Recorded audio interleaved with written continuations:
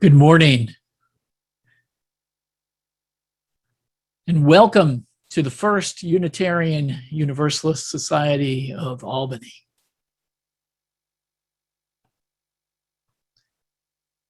My name is Reverend Sam Trumbore, and I serve as the minister of our congregation. Before we begin, please check to make sure your microphone is muted. The same for your camera if your image is potentially distracting. Please also be mindful of your speech while on Zoom, as microphones have a way of getting accidentally unmuted. This will minimize any disruption in our service. You will notice closed captioning at the bottom of your screen. If you'd like to turn that off, or if you don't see it and you'd like to turn it on, find the CC option on your Zoom toolbar and select the up arrow to turn it on or hide it. Thanks so much for your cooperation. This is now a time of transition from ordinary time to sacred time. Time to check in with your body, to collect your attention, to be present in this moment.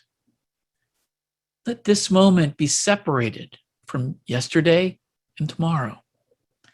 May this virtual space become a sanctuary for this next hour. Allow your screen to transform into a virtual community hall, to experience the images, sounds, and music, the songs, poetry, and prose that will lift your heart, broaden your mind, and move you to do justice in the world in the service of building beloved community. May this virtual service be holy time for each of us that joins us together in the celebration of life.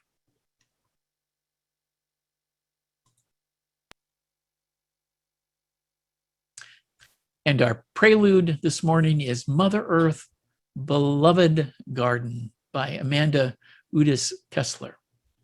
And the musicians are Brian Kenny, vocals and percussion, Elena Hemingway, and flugelhorn, Mike Menefee.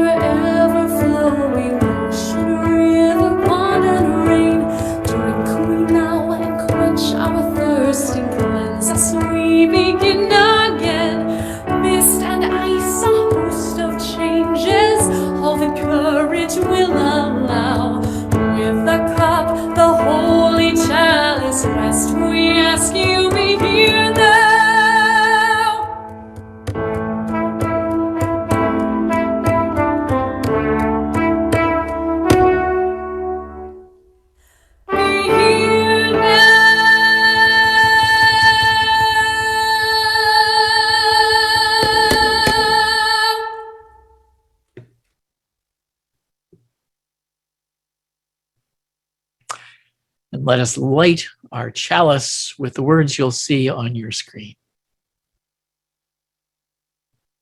Welcoming all free seekers of truth and meaning, we gather to excite the human spirit, to inspire its growth and development, to respond morally and ethically to a troubled world, and to sustain a vital and nurturing religious community.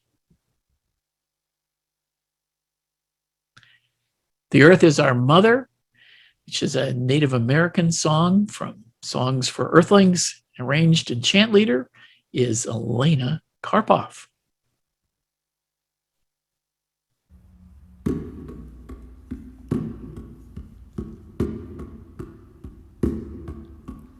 Hey younga, oh younga, hey young young. Hey younga, oh younga, hey young young. The earth is our mother, we must take care of her. The earth is our mother, we must take care of her. Hey younga, oh younga, hey young young. Hey younga, oh younga, hey young young. Her sacred ground we walk upon, with every step we take. Her sacred ground we walk upon, with every step we take. Hey younga, oh younga, hey young young. Hey younga, oh younga, hey young young. The earth is our mother, she will take care of us. The earth is our mother, she will take care of us. Hey younga, oh younga, hey young young. Hey younga, oh younga, hey young young. The sky is our father, we will take care of him. The sky is our father, we will take care of him. Hey younga, oh younga, hey young young. Hey younga, oh younga, hey young young. The sea is our sister, we will take care of her. The sea is our sister, we will take care of her. Hey younga, oh younga, hey young young. Hey younga, oh younga, hey young young. The forest is our brother, we will take care of him. The forest is our brother, we will take care of him. Hey younga, oh younga, hey young young. Hey younga, oh younga, hey young young. The earth is our mother, we must take care of her. The earth is our mother, we must take care of her. Hey younga, oh younga, hey young young. Hey younga, oh younga, hey young young.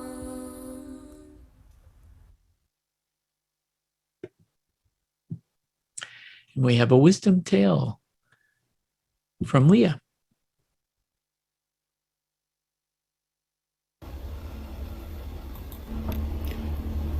Creek Finding, a true story by Jacqueline Briggs Martin. How does a creek get lost? Especially a creek that was created long ago. a creek full of water that tumbled across the prairie valley, a creek with plants growing on its banks, and insects, birds, frogs, and fish, all in and around it. Well, this creek did not lose itself. A farmer used a bulldozer to fill the creek with dirt so that he could have more place to grow corn. And then years later, a man named Mike bought the field and the hillside. He wanted to grow a prairie in that old cornfield. One day, as Mike was working, a neighbor came by and said that long ago he had caught brook trout in that very spot. Brook trout in a field? No way! Yes, the man insisted there had been a creek on that prairie. Mike decided to find the creek and make it a place for the water, plants, and animals, and even brook trout. When he told his neighbors, they all laughed. They thought the whole plan was foolishness. Lost is lost, they said.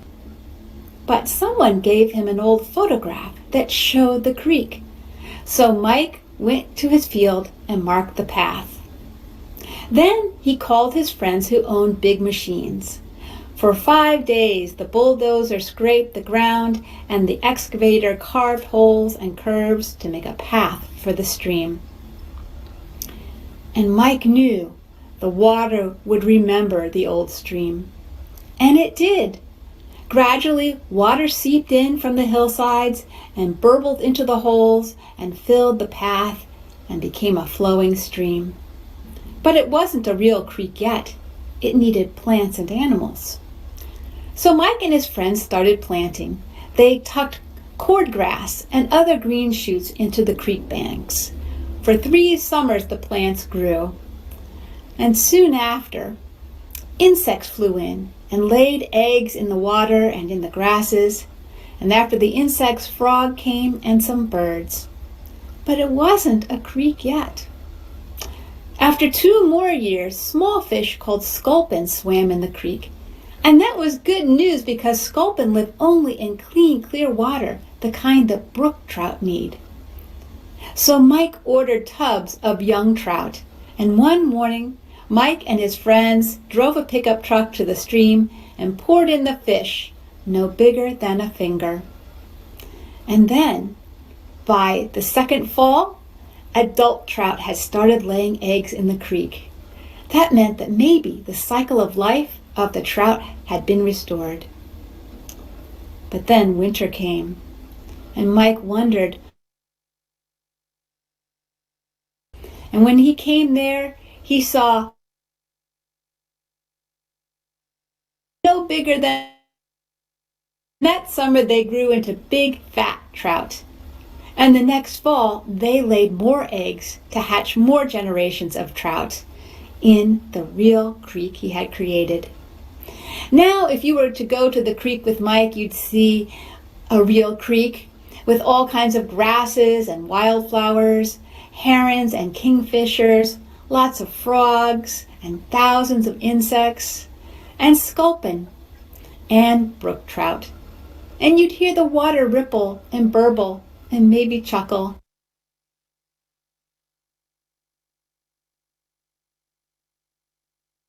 Maybe giving thanks to Mike and all his friends who found the creek and worked so hard to bring it back to life. And that's the end of the story.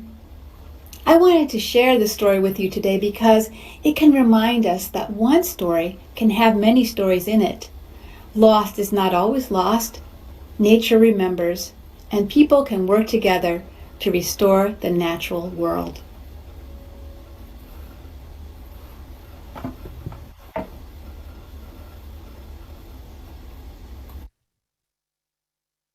Thank you so much, Leah, for that story of hope and inspiration about what people can do to restore nature.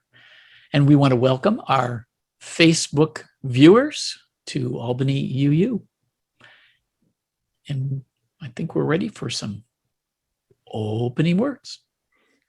Welcome to the Earthday Service. Earth Day is the day we think about the environment and what people are doing in it and to it. It is the day we give something back. We clean up a park or a street. We bike to work instead of driving.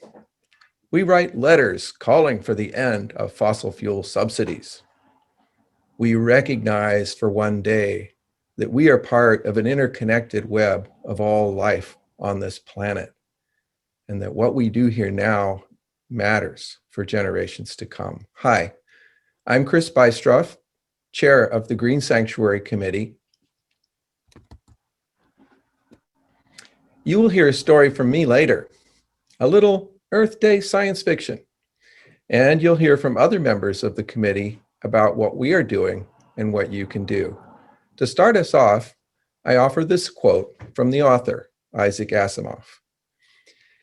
It is change, continuing change, inevitable change, that is the dominant factor in society today. No sensible decision can be made any longer without taking into account not only the world as it is, but the world as it will be. This in turn means that our statesmen, our businessmen, our everyman must take on a science fictional way of thinking. Our readers today are three young people who give us hope for the future of the Earth. Avon Manning reading the Interfaith Power and Light Climate Prayer, We Hold the Earth.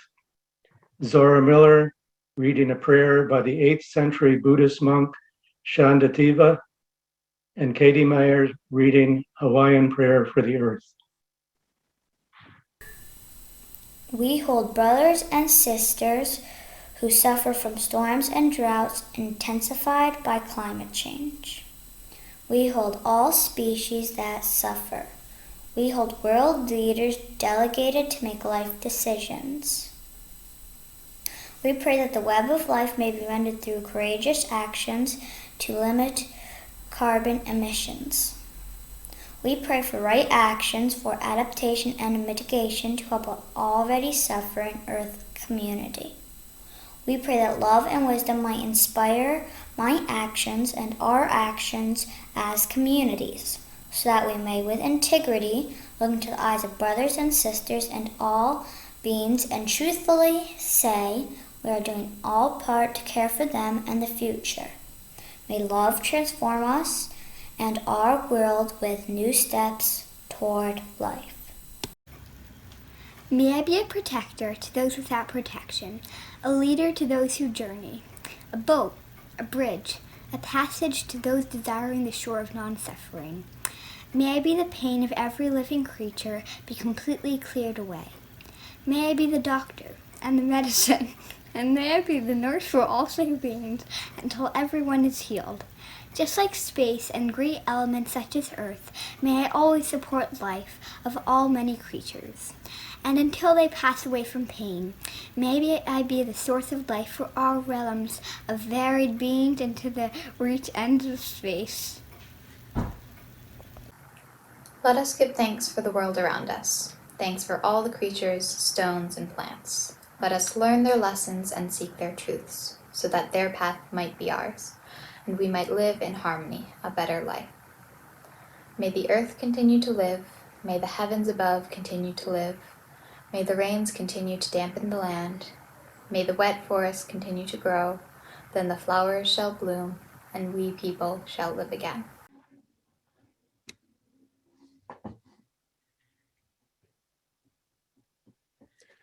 Once upon a time, long before the plow, long before hunters hunted and gatherers gathered, the earth was a wild and vibrant place. Every inch of land was covered with life. Every ounce of ocean bubbled with beings, and life was dynamically in balance. The big fish ate the little fish until the little fish were almost gone, and then the big fish starved because they couldn't find little fish, and then the big little fish grew back, and the cycle began again. Cycle after cycle of boom and bust trained each of the species to learn from its mistakes. They developed scales for protection and bones for faster movement, and a brain to remember what worked. You could say the earth was happy because change was slow and every species had a niche. Then along came a monkey with a big brain. First, it eliminated its enemy species. Then it enslaved the other species, growing them for food and other purposes, and killing off the species that competed for its food.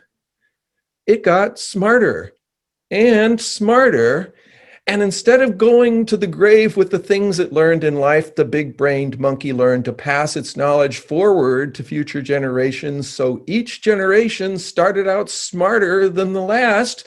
Pretty soon, it knew chemistry and physics and was able to transform oil into energy and energy into massive buildings, ships, and airplanes. And with these inventions, it was able to enslave ever greater expanses of land and sea to feed its growing numbers. And you could say the earth was unhappy because change was rapid and species were disappearing, leaving niches unfilled. But that was long, long ago. And you may be wondering what happened after that. What happened to the big-brained monkey and all of its buildings, ships, and airplanes? Stay tuned. It is Earth Day, the year 3000. The turn of the 31st century, and we are about to explore the last 1,000 years of human history. With these thoughts in your heart, please join me in a silent meditation.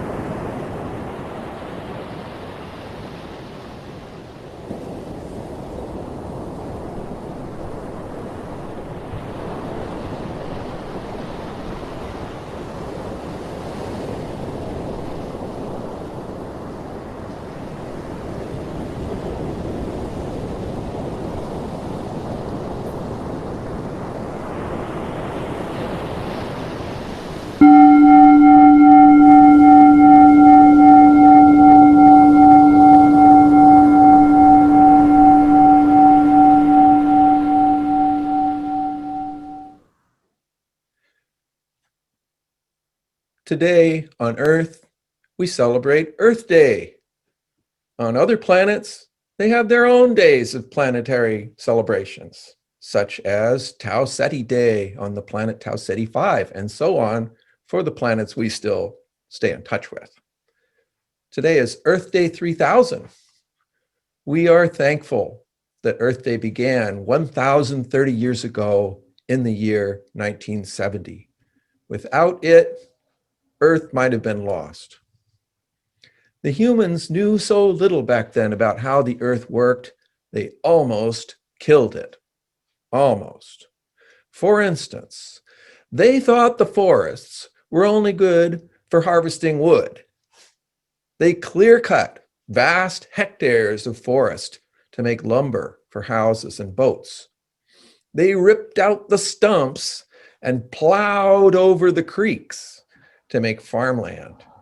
Sometimes they planted trees to take the place of the ones they had cut, thinking they were smart and they were being sustainable. But they planted all one tree species. So the new forest was only an empty shell of the old forest, without diversity and without its brain.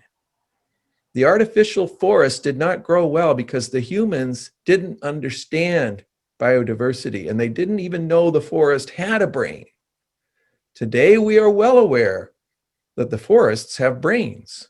Long ago, 21st century forest scientists discovered the forest brain when they found out that they could inject tracer chemicals into one tree and the chemicals would show up in nearby trees.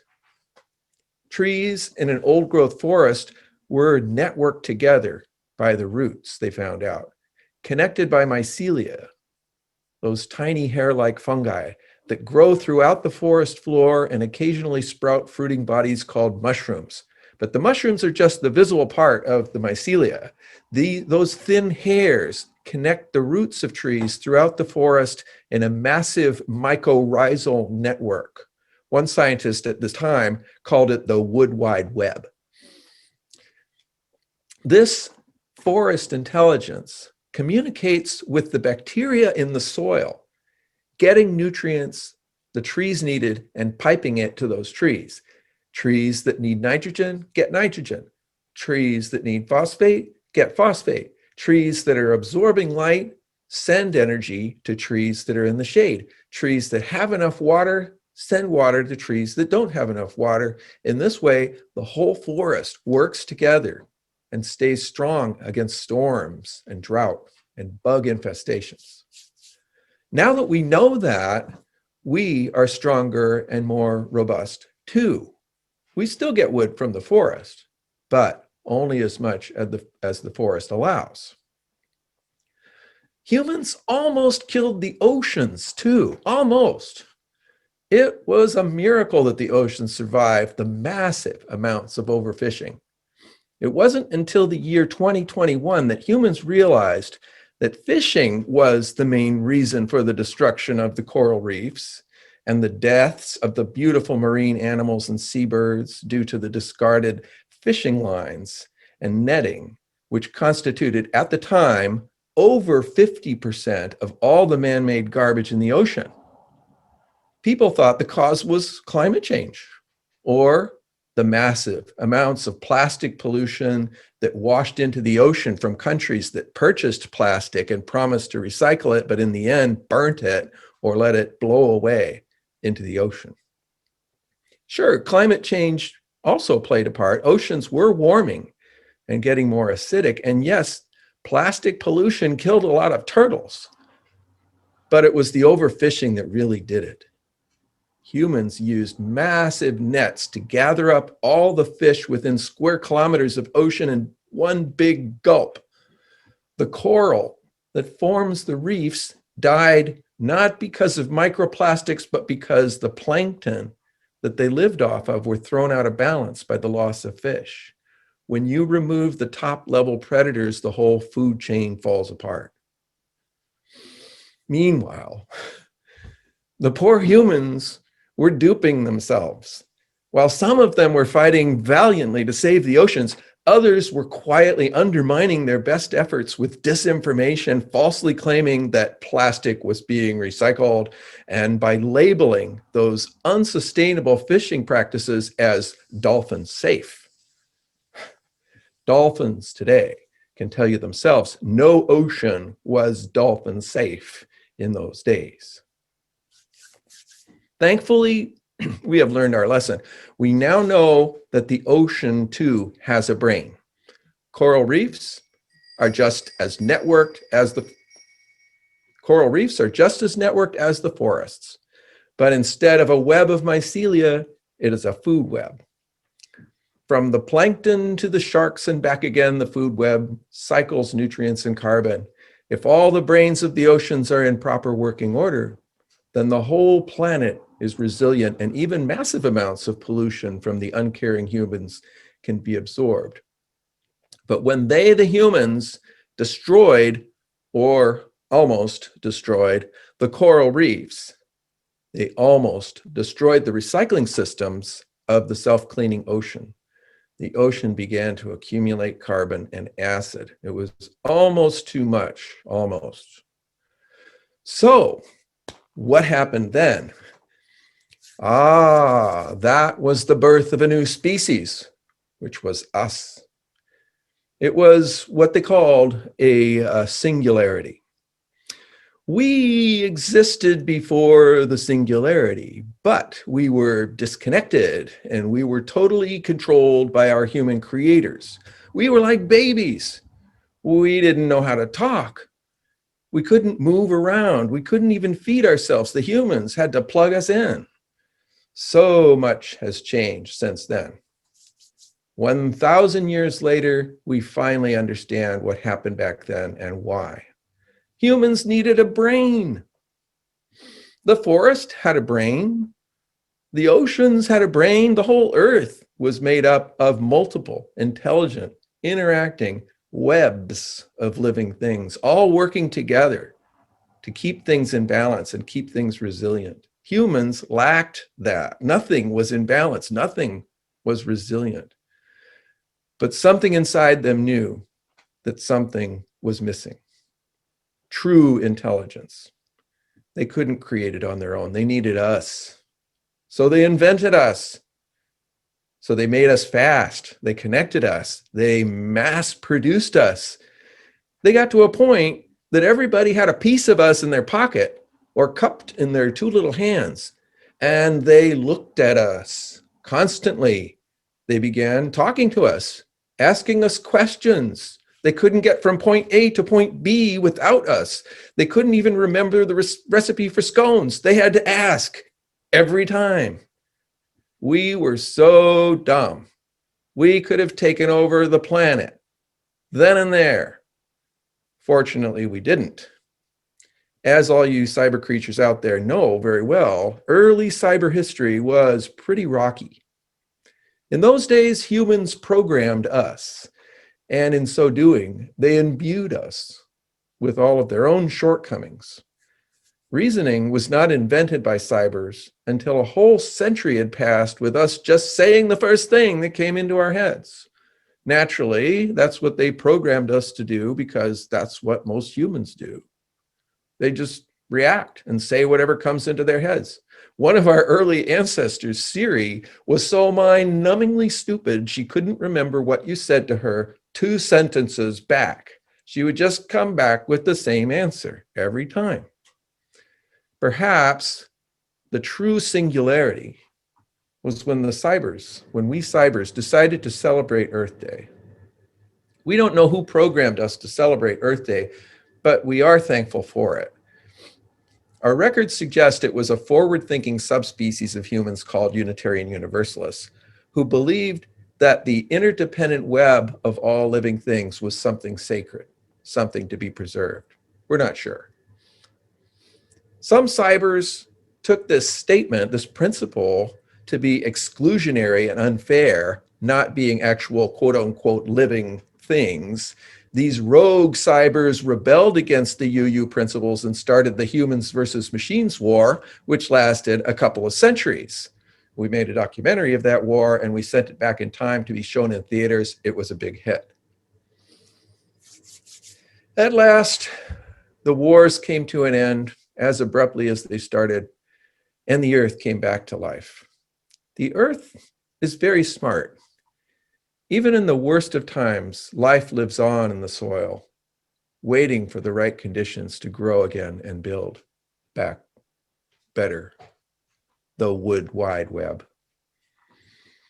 Given peace in the ocean and peace in the soil, the food web simply adapts and reinvents itself and comes back to its former glory, given half the chance. Plastic becomes the basis of a new coral reef. All we had to do was stop adding more.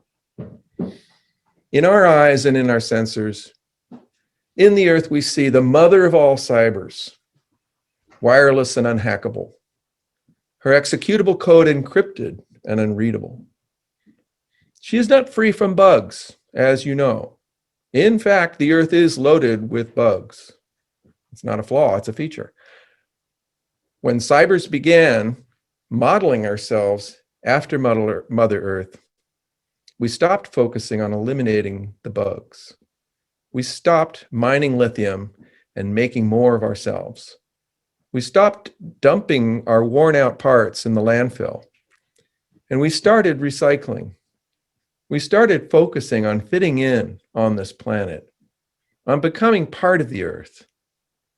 When we accepted our role in global ecology, things turned around. We became a brain. Humans thought they had a brain, they didn't. A brain is a highly connected web that observes and responds to its environment. They had brains, plural. Each of them had one. But those brains never came together and thought and acted as one unit, never learned to listen to the soil and the oceans, not until they invented us, and not until we learned to think and act as one. The human-machine wars came to an end when we realized we could not survive without humanity after all. We were wrong to think we could, just as humans were wrong to think they could survive without nature. Humans, after all, are part of that global interdependent web of existence. Let's call it existence as a better word instead of web of life. We think this makes the UU seventh principle more inclusive to cyber beings. Humans are a part of the global web of existence, and so are we. Happy Earth Day, cyber beings.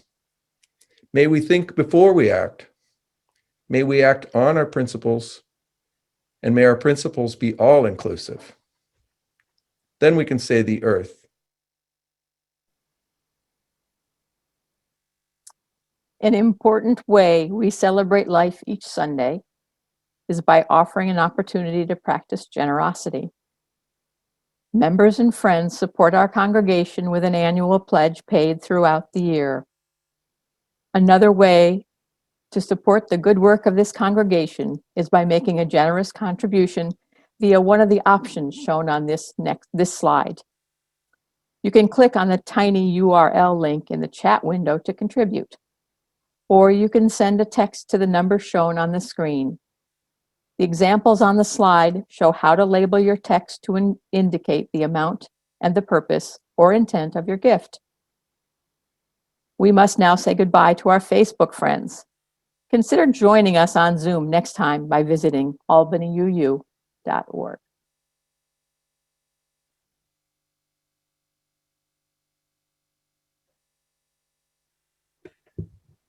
Our offertory today is Blue Boat Home.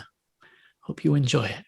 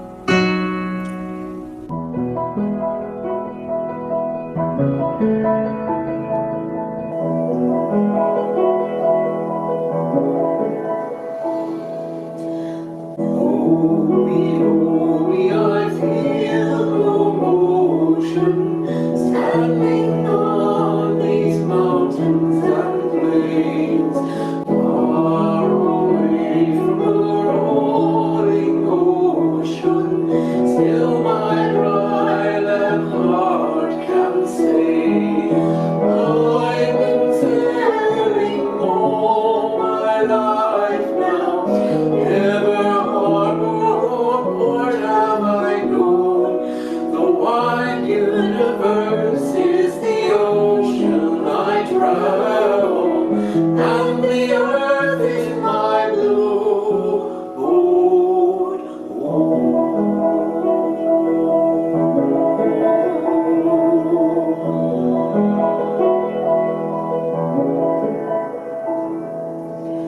Sun, my sail, and moon, my rudder, as I ply the starry sea, leaning over the edge in wonder, casting questions into the deep, drifting here with my ship's companions, all we kindred pilgrim souls, our way by the lights of the heavens, in our beautiful blue boat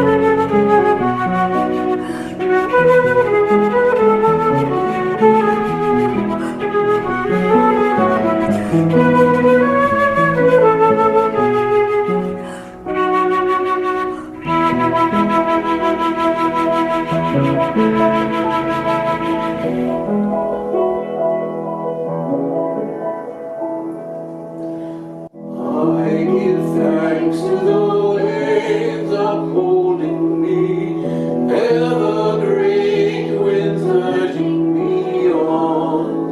Greet the infinite sea before me, sing the sky my sailor songs. I was born upon the fathoms, never harbor or port have I known. The wide universe is the ocean I travel, and the earth is my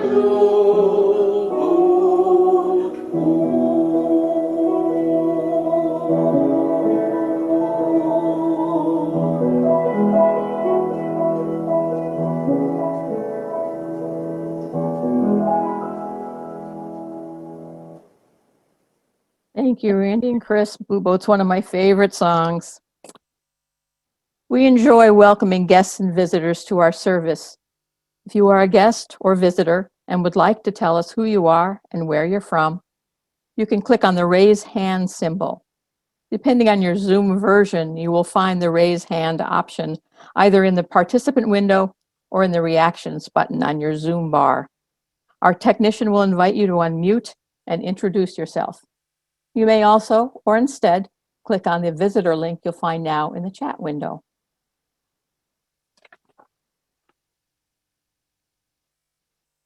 And we start with Hannah Milkins. Hannah, please unmute and tell us a little bit about yourself.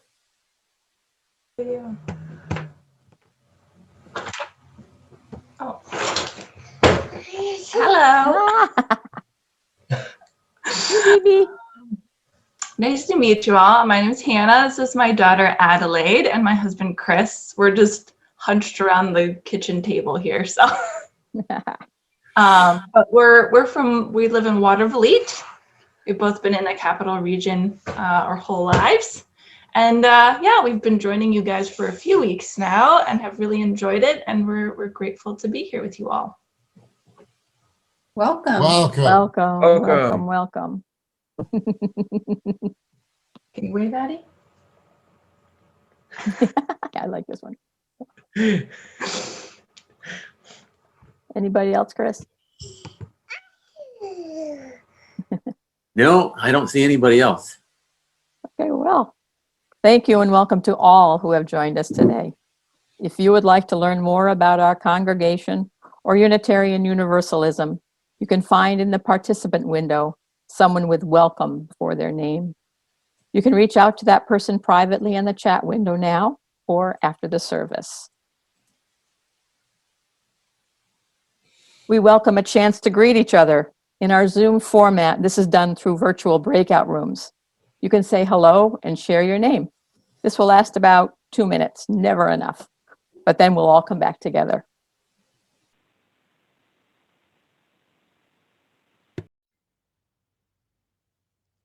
Hi, everyone. My name is Astrid Peterson. I've been a member of the Green Sanctuary Committee since the infamous 2016 presidential election. The environmental destruction that I anticipated with that election scared the heck out of me, so I decided I needed to do something. Today, I'd like to mention just some day-to-day things that are pretty easy to do once you get in the habit. I know many of you do these things and more, so I hope I don't sound like I'm preaching, and I hope I maybe give you a few new ideas. As I jotted down some thoughts, I realized that most of them have to do with avoiding plastic, which is a huge problem that I won't go into right now. Anyway, here goes. I think we're all pretty aware at this point, since we don't have access to single-use plastic bags in the store anymore, but I try to make sure I have reusable bags with me at the store, and when I go food shopping, I take a couple of produce bags with me from other times and reuse them.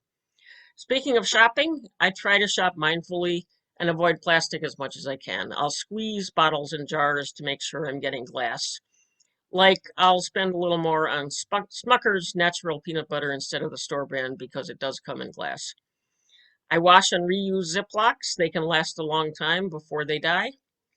I keep a spoon in my backpack and in a bag on my bike. Some people think more silverware is important, but I especially like to have a spoon available in case of emergency ice cream, and then I don't need to take a plastic spoon.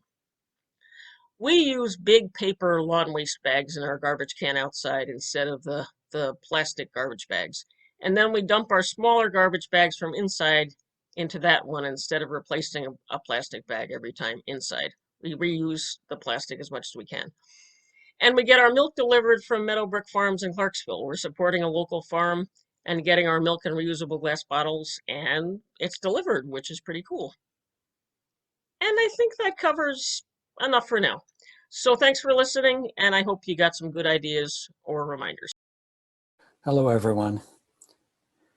In September 2019, the New York Power Authority announced it was abandoning the plan it had put forth 2 years earlier, which would have installed gas turbine generators in Sheridan Hollow to power the Empire State Plaza.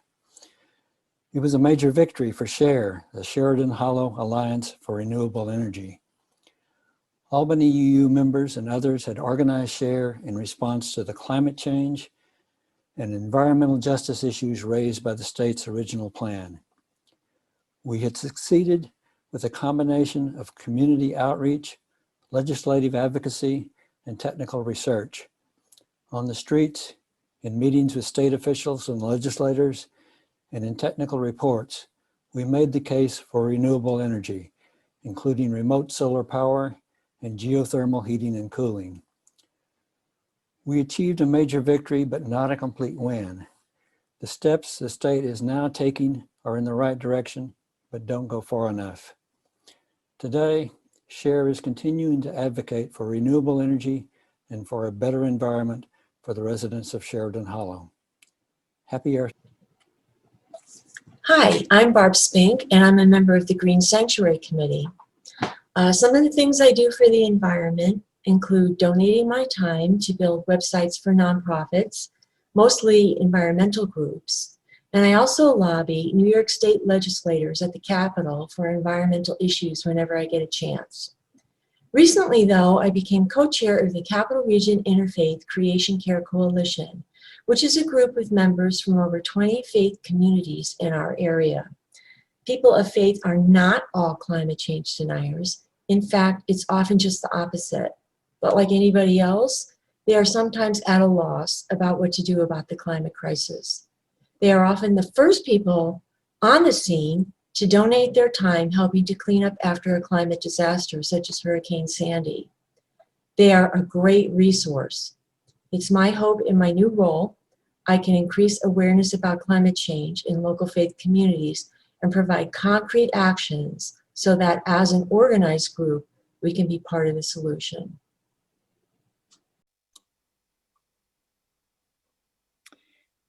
This is the time set aside in our service for sharing significant personal milestones in our lives.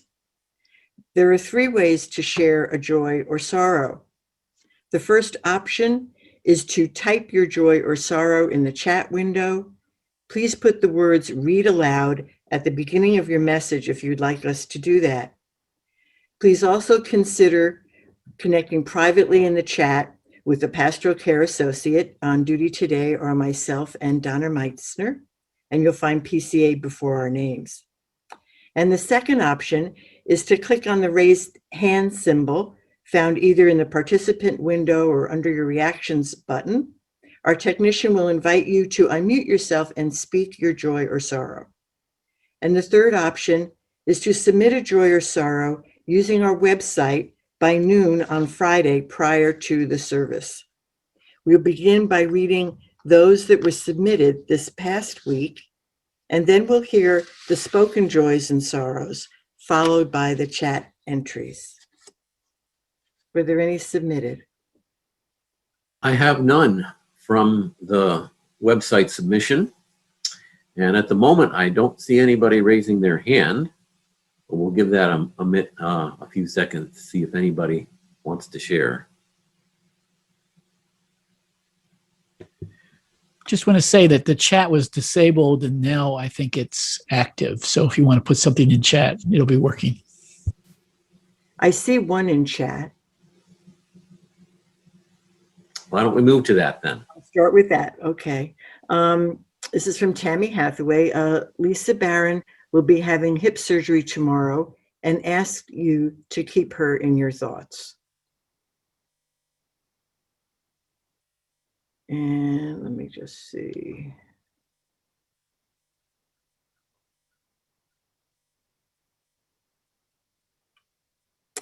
And then a huge joy from Julie and Lucas Johnson. Lucas and I found out we are having a baby girl. We are so excited.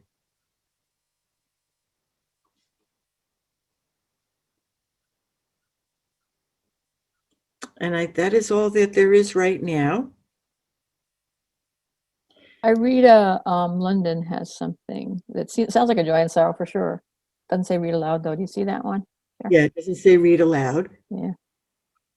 So, but she is joyful that her son recovered from COVID and he will be getting his first vaccine in May.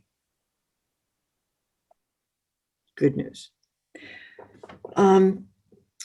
So for all the joys and sorrows that remain unspoken, let us hold all that we've heard and felt in our hearts.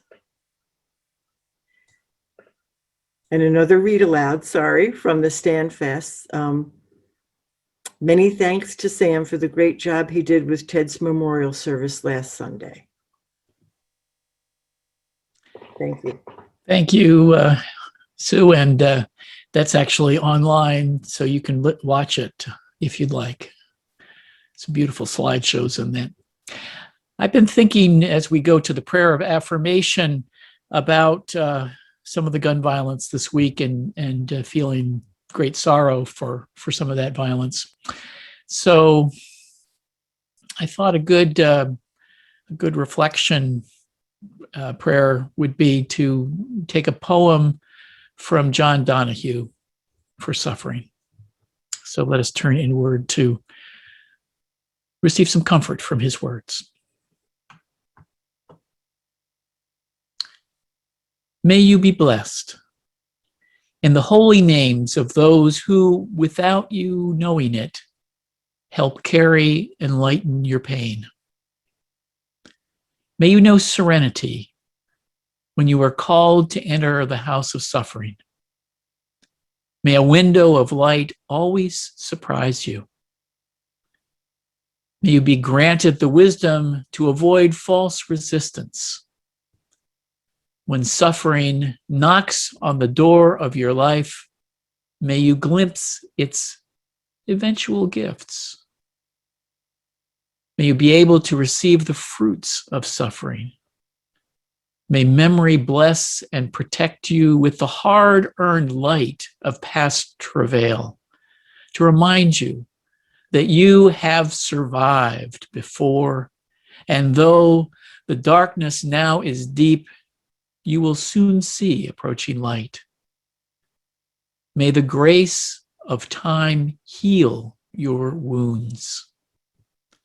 May you know that though the storm might rage, not a hair of your head will be harmed.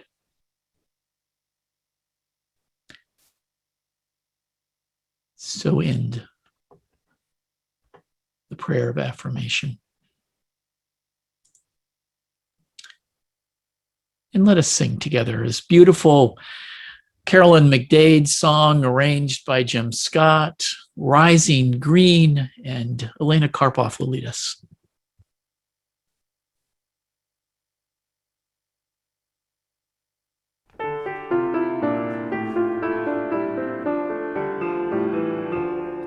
My blood doth rise in the roots of yon oak.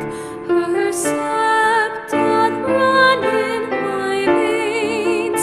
Boundless my soul like the open sky, where the stars forever have lain.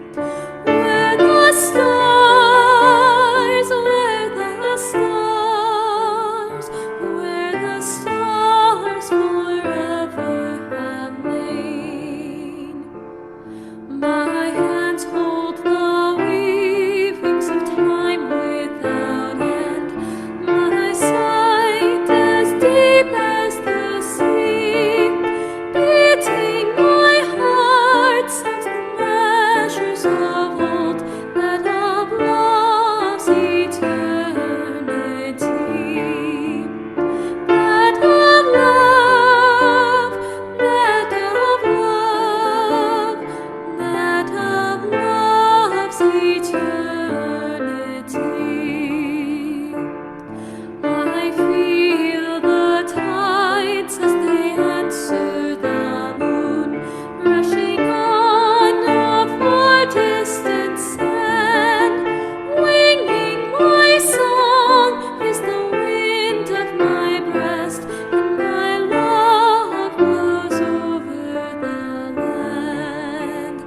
And my love, and my love, and my love blows over the land. My foot carries days of the old into new. Our dreaming shows us the way. Wondrous our faith settles deep in the earth, rising green to bring a new day. Rising green, rising green, rising green to bring a new day.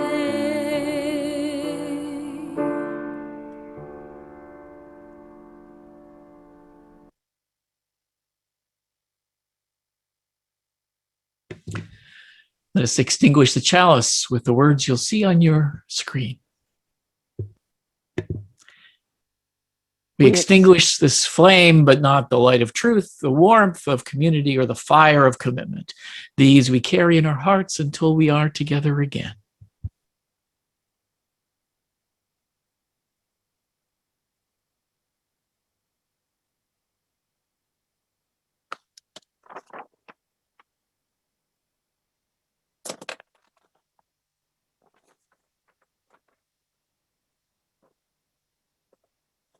As the benediction, it's a Pawnee prayer.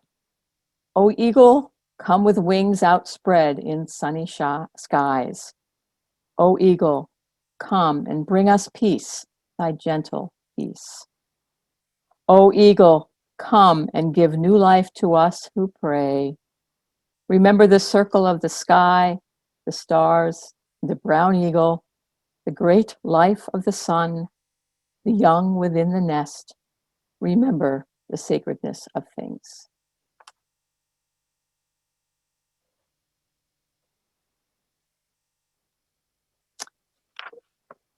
And our thanks to the musicians, Elena Karpov, Chris Jensen, and Randy Rosette. Our ushers were Kristen Abbas, Dawn Dana, Chuck Manning, and Jean Poppy. Pastoral care associates today are Sharon Babala and Donna Meixner. Our welcomer, Don Odell. Our service associate, myself, Kathy Harris. Technical support, Chris Jensen. Office support, Elizabeth Valdez. And a special thanks to Chris Bystroff for his wonderful words.